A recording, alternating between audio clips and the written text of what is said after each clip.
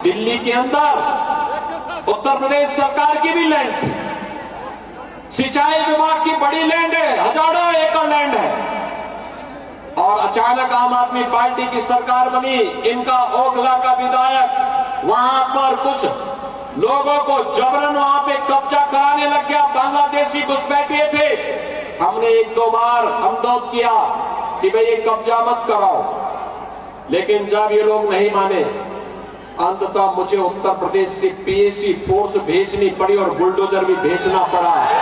उन सबको जाना पड़ा। अपनी जमीन को वापस कब्जा लिया। मैंने कहा दिल्ली के अंदर विकास के लिए जमीन चाहिए, उत्तर प्रदेश सरकार देगी, लेकिन बांग्लादेशी घुसपैठियों के लिए और वक्फ माफिया के नाम पर कब्जा करने के लिए 1 इंच जमीन नहीं देने वाले हैं।